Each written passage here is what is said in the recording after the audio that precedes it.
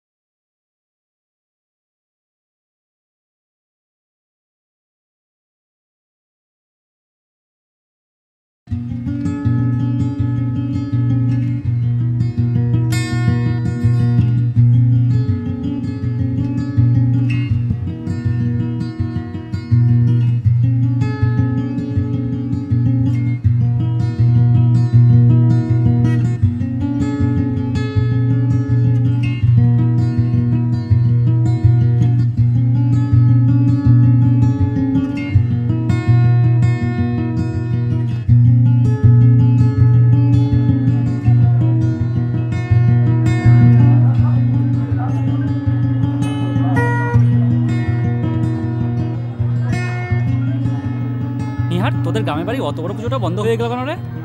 বলেছিলাম তো শরিকি ঝামেলা।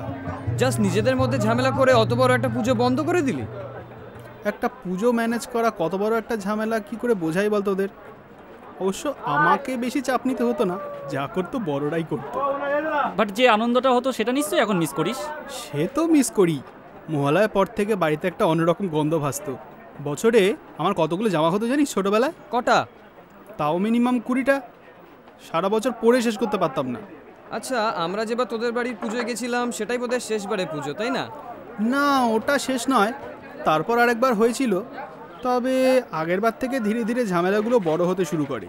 শেষবার তো অষ্টমীর দিন বড় পিসি পুজো ছেড়েই বেরিয়ে গেল, ওই শেষ। ওই দেখ, তারপর আর হয়ে ওঠে। একজন রং করছেন। চল ওনার ইন্টারভিউটা নেওয়া যাক। প্রত্যয়, রেকর্ডটা স্টার্ট কর।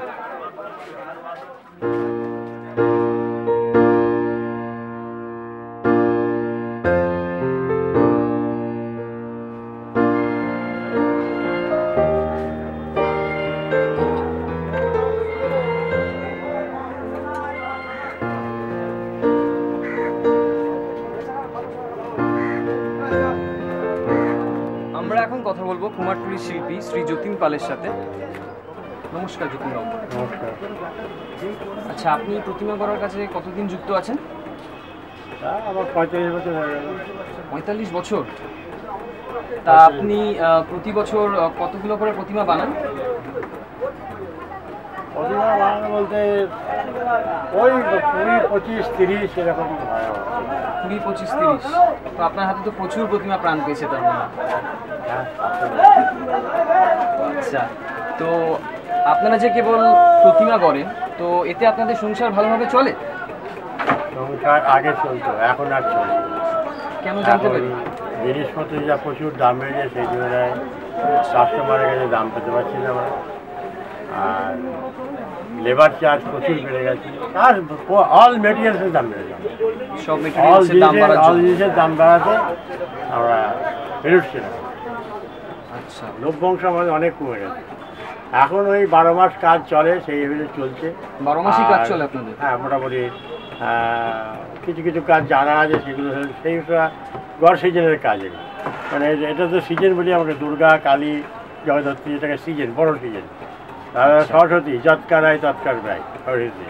তারপরে কাজগুলো ওই টুকটাক কাজ, এই ছোটো ছোটো কাজ হয়, সেগুলো 12 মাস চলে।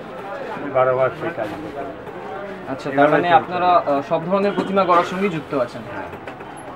আচ্ছা, আপনাদের মতো এমন কতগুলো পরিবার এখানে আছে যারা প্রতিমা গড়ার সঙ্গে যুক্ত? প্রতিমা গড়ার সঙ্গে যুক্ত মোটামুটি এই কুমারটুলি অঞ্চলে 300 লোক পাবে। 300 লোক? 300খানা পরিবার? 300 পরিবার, হ্যাঁ, পরিবার। আচ্ছা, 300টা পরিবার এর উপর নির্ভর করছে। আর তারপরে তো যারা লেবার, লেবার তো আছে বোধহয় 1000 লেবার আছে। 1000 জন? 1000 জন লেবার তো আছেই, তারা উপরে তো নিচে নেই, তারাও এর উপর ভরসা করে চলে, আমি বলবো তাই। তারা তো আমাদের কাছে কাজ করছে, পয়সা দিচ্ছে না। এখন যা বাজার পড়েছে, লেবার চার্জ প্রচুর বেশি। হ্যাঁ, মানে অবশ্যই একটা লেবার দিতে গেলে আমাদের কাজে যা লেবার, যারা একটু কাজের লোক, তাদের 500 কমে কেউ নেই, লেবার নেই। 500 কমে নেই, 500 টাকা রোজ। 500 টাকা রোজ? এরপর তো খাওয়া দাওয়া সব দিতে হয়। আবার কিছু কিছু নিয়ম আছে আমাদের খাওয়া দিতে হয়, কিছু কিছু নিয়ম আছে যে খাওয়া দিতে হয়। আচ্ছা, তো মানে এখানে যারা কাজ করেন তারা আপনাদের সাথেই থাকেন? হ্যাঁ, সবসময়। আচ্ছা, অসংখ্য ধন্যবাদ আপনাকে আমাদের সাথে কথা বলার জন্য। আমরা এতক্ষণ কথা বললাম কুমারটুলির শিল্পী শ্রী যতীন পালের সাথে।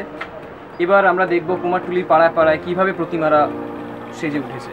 কাট, দারুণ নীলি শটটা। চল বাকি জায়গাটা একটু ঘুরে আসা যাক। ওই দিকটা একবার ঘুরে আসা যেতে পারে কিন্তু। চল না, ঘুরতেই তো এসেছি। চল।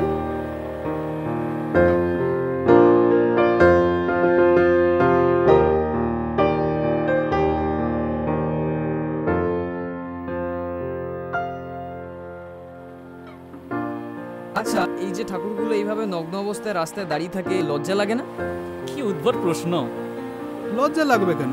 ওদের তো কোনো প্রাণ প্রতিষ্ঠাই হয়নি। তাহলেও এরা তো ভগবান, বল, এইভাবে দাঁড়িয়ে আছে। এটাই তো হয়, এটাই তো নিয়ম। আমাদের গ্রামের বাড়ির দালানে এভাবেই তো ঠাকুর গড়া হতো, ছোটবেলা থেকেই তো দেখে আসছি। এই আমার না একটু প্রকৃতির ডাকে সাড়া দেওয়া দরকার হয়ে পড়েছে। এই হ্যাঁ, আমারও। চল। যা, তোরা কাজ সেরে এখানেই আসিস, ওকে। আমি রইলাম। ওকে ওকে বস। বস।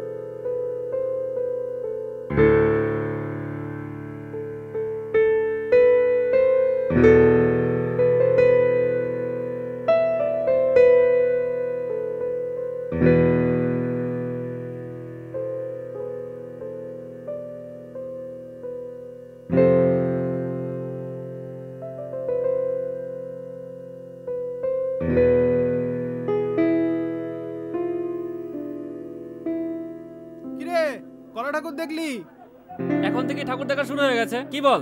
ধুস, ঠাকুর আর দেখলাম কোথায়? প্যান্ডেলে না ঢুকলে কি আর আসল বিউটিটা বোঝা যায়? এটা মাইরে একদম ঠিক। ওই ধোয়া আর পুত মশাইয়ের ওই মন্ত্র না হলে পুজোর আসল প্রাণটাই আসে না। পুজোয় না এবার দেশি মাল খাবো। এসব ইউএসএ তো পাবি না। আরে ধুস, দামি মাল খেয়ে আর নেশাই হয় না। শালা, দেশি মালকে উল্টালে তোলার দায়িত্ব কিন্তু আমার নয়। আমারও নয়। তোরা আমারই বন্ধু নোস, সত্যি। এতদিন পর দেশে এলাম, কোথায় একটু খাতির করবি? তা না, মাল খাইয়ে খাতি জাস্ট পারছি না।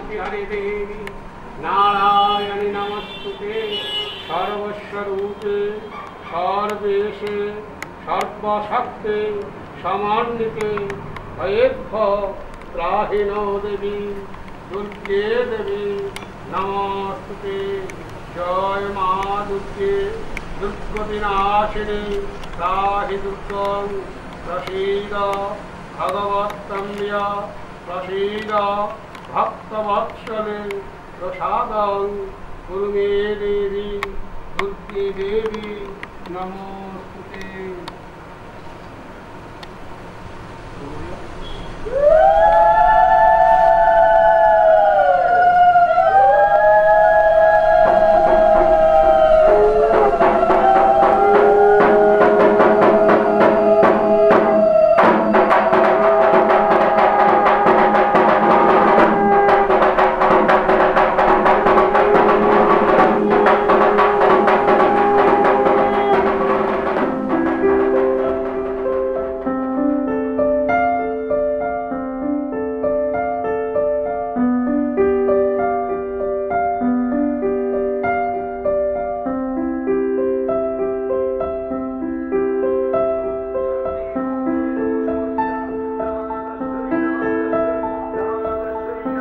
ভাই মাল ক প্রকারের রে? দু প্রকারের, একটা খায় আর একটা মাখে গায়। ঠিক বলেছিস, এই জন্যই তুই আমার এত ভালো বন্ধু। বিকেলে ঠাকুর দেখতে বেরোবি তো? চারিদিকে দেখছিস না এত জ্যান্ত দেবীরা ঘুরে বেড়াচ্ছে। ইস রে, এদের যদি সাথে করে ঘুরতে পারতাম। তুই এইসব ঠাকুর নিয়ে ঘুরতে চাস? ভাই আমাকেও সঙ্গে নিস। সে আর বলতে হবে না। যাক, জীবনে একটা কিছু করা গেল তাহলে। ভাব একবার, চারিদিকে জ্যান্ত দেবীরা দাঁড়িয়ে আছে আর আমি তাদের হাত ধরতে এগিয়ে যাচ্ছি। উফ, জীবনটা সার্থক ভাই।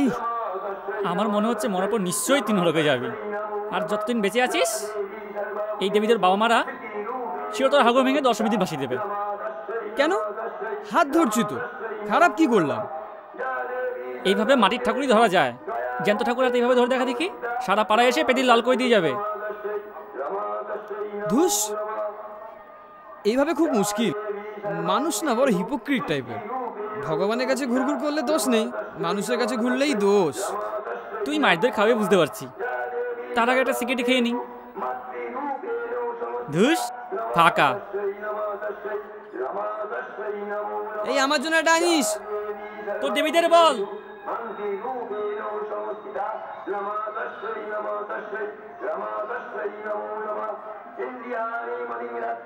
এ একটা সিগারেট দে না।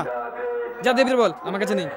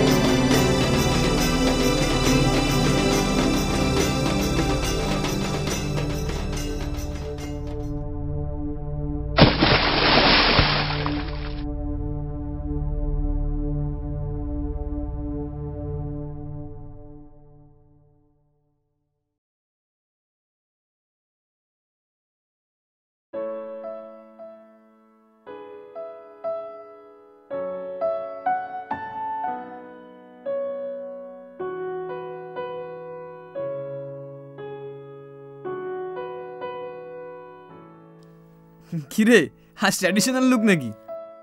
অঞ্জলির সময় পাঞ্জাবিটা না হলে ঠিক জমে না।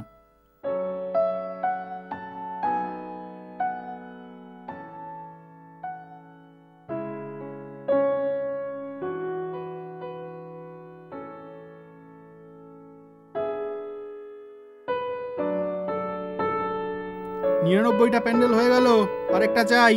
আমার পাও গেল।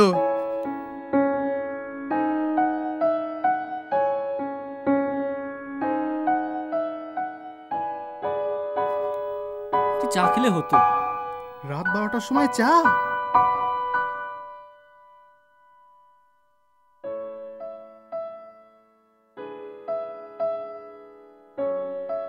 একটু ঠান্ডা ঠান্ডা লাগছে রে। হ্যাঁ রে, চল একটা করে বোতল হয়ে যাক।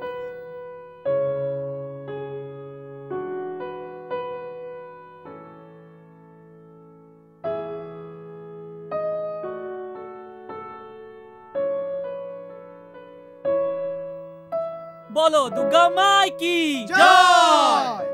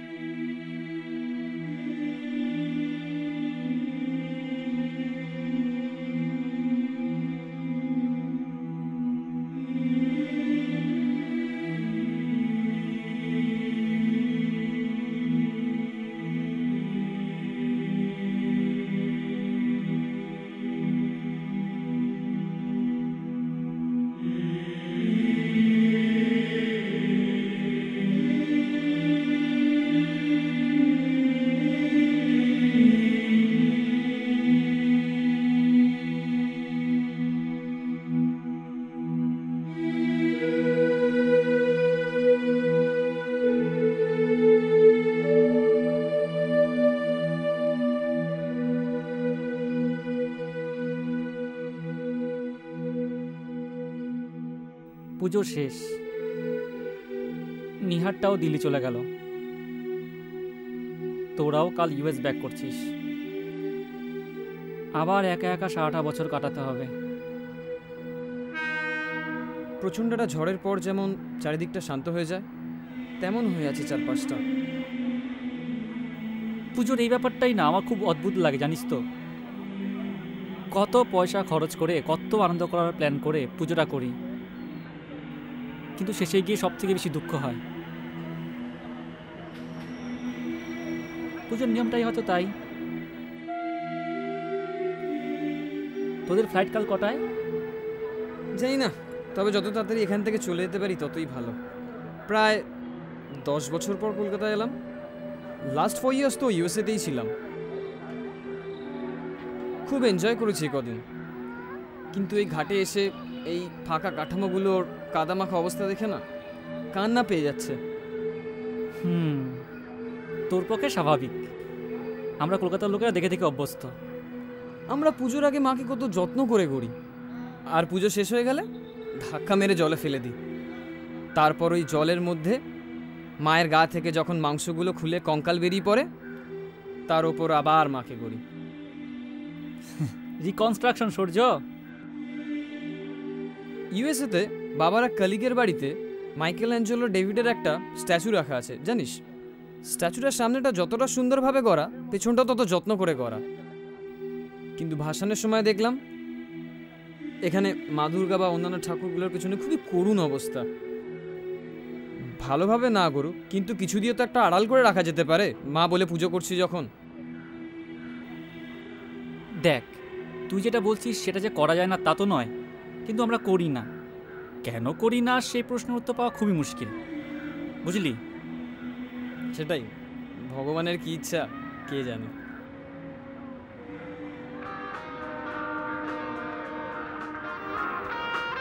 হ্যালো নিহার, কোথা থেকে ফোন করছিস? Flight late. এই আমাকে দে, আমাকে দে। ধর ধর ধর। হ্যালো, ওই মদন, কই তুই? কি ওইখানে কি করছিস এখন? দাঁড়া দাঁড়া দাঁড়া দাঁড়া, ওই এয়ারপোর্টের সামনে ডাকছে, রেস্টুরেন্টে হচ্ছে পিকনিক করবে। পিকনিক? কাকু কাকিমা কোথায়? দাঁড়া দাঁড়া জিজ্ঞেস করি। হ্যালো, এই কাকু কাকিমা কোথায়? কি? এই কাকুই নাকি প্ল্যান করেছে। আরে বাস, তাহলে চলা যাক, বল আসছি। হ্যালো, হ্যাঁ হ্যাঁ হ্যাঁ আমরা আসছি, আমি এয়ারপোর্টে গিয়ে তোকে কল করছি। হ্যাঁ হ্যাঁ হ্যাঁ চাপটিস না। হুম হুম হ্যাঁ হ্যাঁ হ্যাঁ ওই maximum half an hour. Hmm hmm okay okay okay yup চ। খিদে পেয়ে গেল রে, চল শিগগির। আধ ঘন্টা বলে তো দিলাম, কিন্তু পৌঁছাতে পারবো তো? কেন, ট্যাক্সি নিচ্ছি তো। কলকাতায় তো থাকিস না, জ্যামে পড়লে বুঝবি ঠেলা। কেন, কলকাতায় জ্যাম দেখিনি নাকি? অষ্টমীর দিন কোথায় একটা আধ ঘন্টা দাঁড়িয়ে রইলাম না। উরি বাস, ওটার কথা আর বলিস না। এই ইউএসএতে জ্যাম হয় না? হ্যাঁ হয়তো, জেলিও হয়।